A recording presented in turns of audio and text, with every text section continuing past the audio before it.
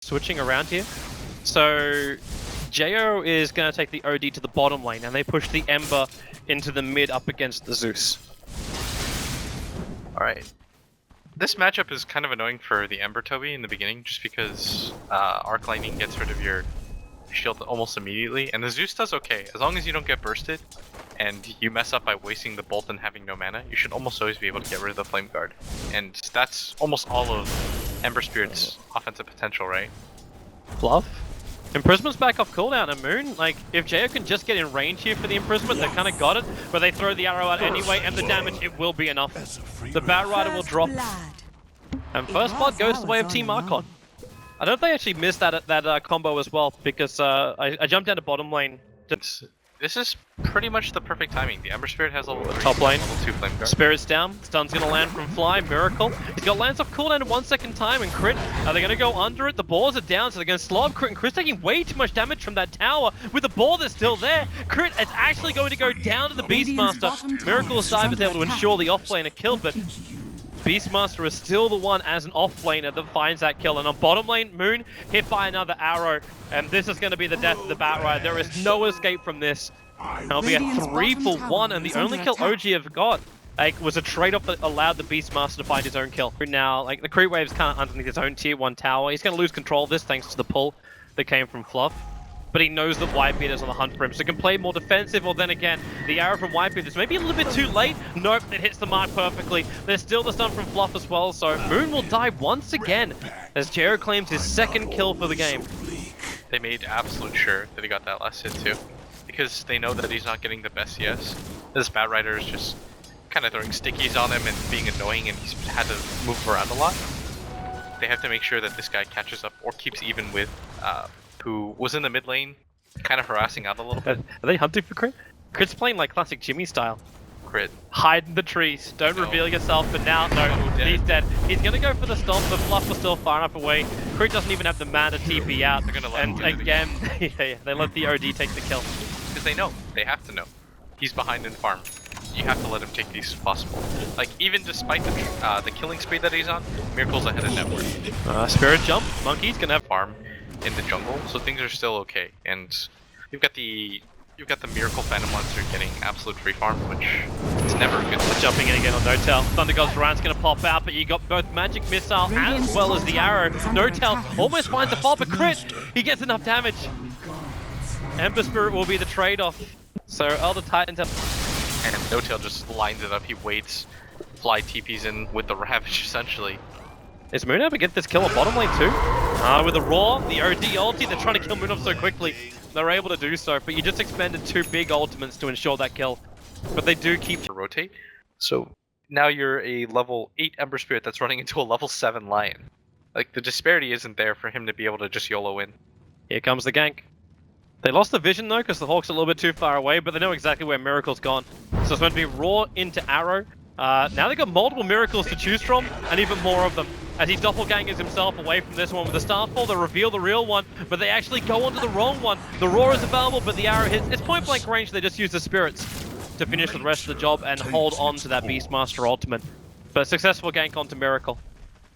But what's your trade-off? Bottom tower's already under pressure from OG. Yeah, Moo's almost got his Necrobook farm for now, Archon, and maybe just rotate the Beastmaster a bit. OG won't let him do it though. Like, instantly the circle was drawn by OG saying we need to control up the entire Radiant jungle. They made a big circle around it from, I actually think it was Miracle that drew it. They're now Blink Lasso, they found Miracle. Finger of Death and the Pulse from Zeus.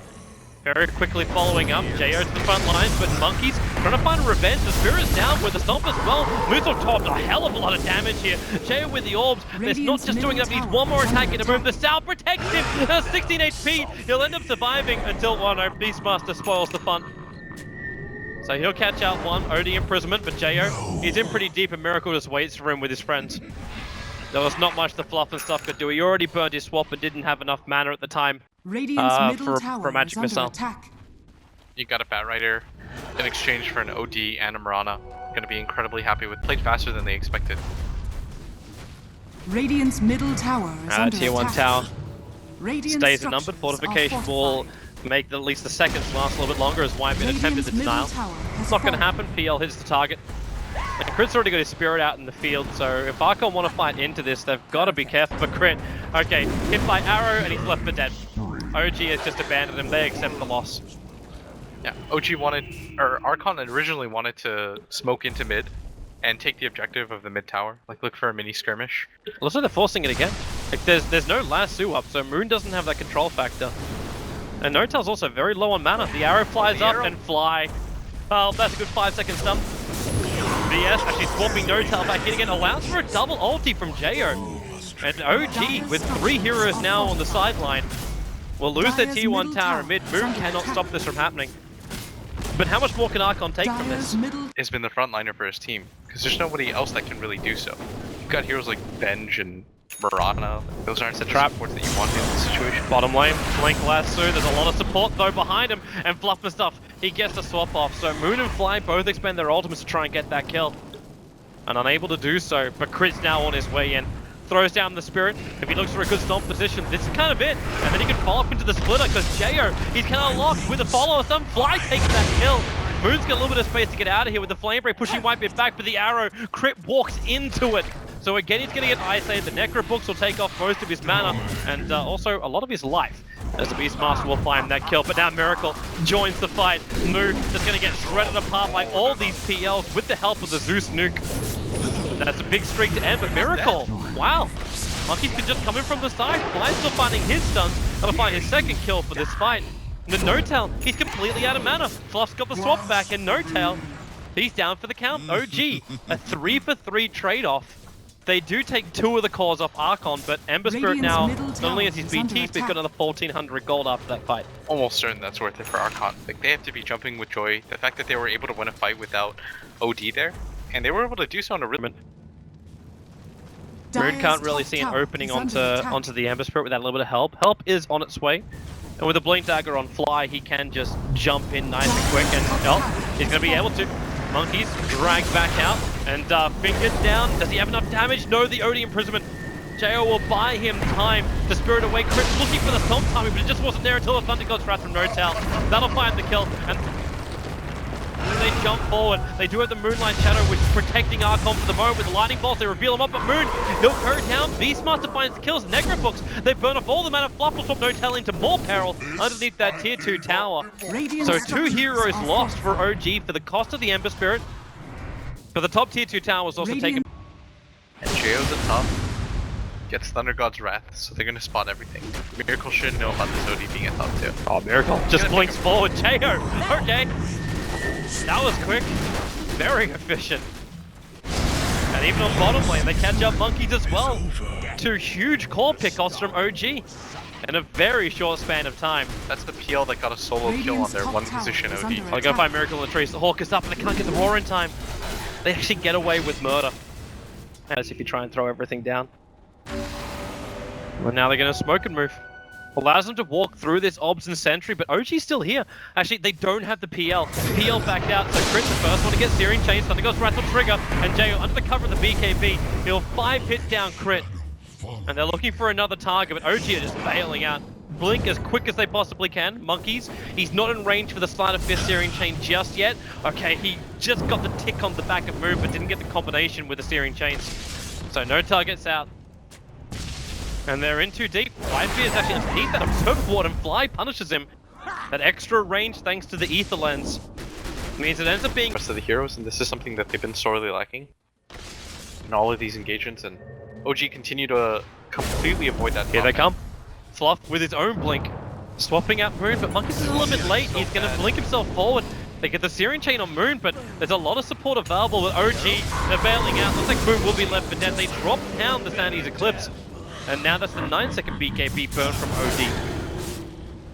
They've got to get this tower as well, right, to make this worth it? Yeah. You can't just walk away anymore with just these single objective kills. Their damage output's quite poor. And Archon, no, now they realize what's going on. Might be able to toss the arrow out. Roshan's still at 2 point... Now he's 2k. The arrow's going to fly in. That's going to be a very short arrow. Yeah, it doesn't actually even reach into Roshan.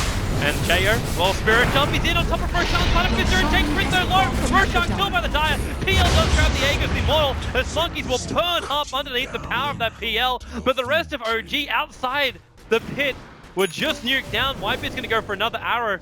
Miracle sees it coming and will dodge it. JO's blink is still on cooldown. And a nice quick TP away from Fly will get him out to safety. So they protect the Aegis Flip available and they take it so quickly. Just behind Miracle. 10 seconds is just too long. If they lose the Ember Spirit, Fluff has sacrificed himself. He's actually lost the gem as well, so Moon's going to steal that from him. So mid-racked is gone, top-racked is gone, the Beastmaster from the OD is up, so there's kind of like one last hurrah that they could have right now as the Ember Spirit and the OD. Need to find something. The Beastmaster Aurora is out, and it's now, oh no, they lassoed onto the BKB OD to drag him out of play. The ETLD at least will have no real effect. The Sandy Slip is also the same kind of thing, and PL's all over him. That should be the game right there. OG have put the Emperor as well as the OD back into the grave with no buybacks available. They'll rotate down to get the safety Mega Creep by taking up that bottom lane of Rax. And, well, there really is nothing much more that Archon can do to stop this OG train. It was slow and it was methodical, but eventually OG, it looks like they're going to get it done. As who's going to get chased down here too? Still has the buyback available, but with no Ember Spirit and no OD, I don't see a way that they can conceivably win this game. Archon, a much better showing this time around, but they just lost cores when it mattered, and the laning phase really didn't shake up for them. Like, Moon died a lot, and they probably thought, okay, that's fantastic, but at the same time, what did they gain from that? Their OD barely got any farm. I know you're laughing about the Lotus Orb swap. It's not just that too, it's the fact that Moon decides to attack the Spirit first. Like, he's actually taking out Liquid or doing a Fluff and Stuff's effigy, as opposed to taking out the Max as well. You really gotta drive the dagger in. Yeah. OG make a bold statement. 2 games in. Even though, like, you're not gonna say OG were as dominating as MVP were, they still seem very, very clean, very methodical, and not a lot of things that you can probably expose. Like, you could battle against them and say, hey, we can like manipulate this part of OG's draft. Like, they feel very stable for their first series. I completely agree. I think that